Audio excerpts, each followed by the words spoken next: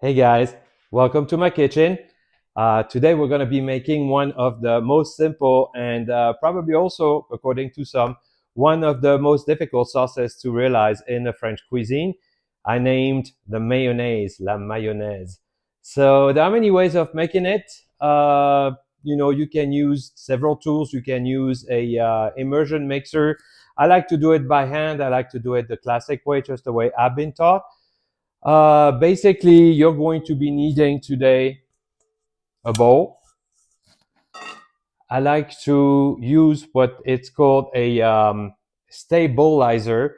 It's I will put a link in the description. This is a silicone contraption which basically holds your bowl, and you don't need like to hold it with your hand while you're whisking. So the second thing you're going to need, of course, is a whisk, and then a spatula.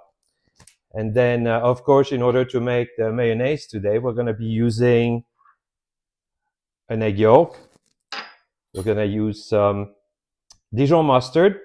So I'm a flight attendant. I'm very lucky. I buy it in France. You don't have to. I will put a link in the description with a link where you can buy French groceries if you want to. But then again, you can always buy the famous Grain Poupon that like you will find at your local supermarket.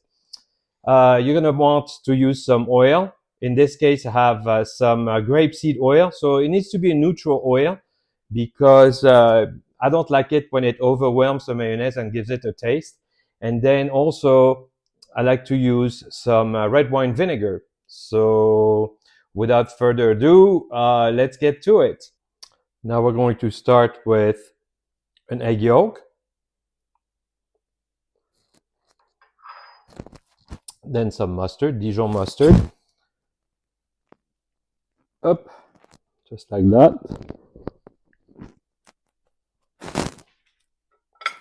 And we're going to use our whisk and make it nice and homogeneous, basically like that it's all together, just like that. And once it's like together, we're going to get started with our oil right here. And we're going to go slowly and pour the oil. And it needs to be very together.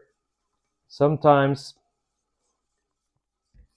it will look like it's breaking, just like this. But if we continually whisk like this, it will look pretty okay. So we do a steady flow, just like this, so that the emulsion takes. Here we go. So the oil gets in there, and we emulsify it with the whisk in a continuous motion, just like that.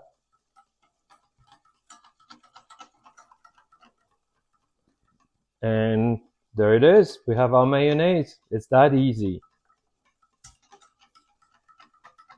We're trying to always use the same direction, although sometimes we can go in reverse a little bit so that the oil that's been like on the side gets in.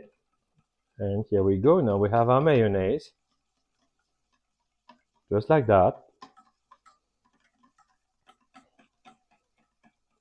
And you see how it kind of breaks like this. But if we continue whisking just like this, we got ourselves a beautiful mayonnaise. Now we taste it. For salt, we're going to be adding just a little bit of salt, just like that. I like to salt directly with my hands because I feel like I have more control, and I use fine salt, also bought in France. We're just going to add a little bit of white pepper. I like the white pepper because it does not taint the mayonnaise. It does not show, and it has a very powerful taste, just like this. And then we add a little bit of vinegar just because like right now it's a little tight. So we're going to make it a little looser by adding some red wine vinegar. I will put the link. And now we have our mayonnaise. It's ready. So once the mayonnaise is done, it should show like some ridges just like this. It looks kind of firm like this. And your mayonnaise is ready. So we're going to put it in a small airtight container in the fridge, and it should last for about up to about a week or so. And you can use it to make all kinds of things. Sandwiches, you can use it to make eggs with mayonnaise. I will come back with eggs and mayonnaise because it's a typical Parisian dish, and I will show you how to make that. And I will have a chapter on cooking hard-boiled eggs, believe it or not. It is not as easy as it seems, and people are just making mistakes all the time.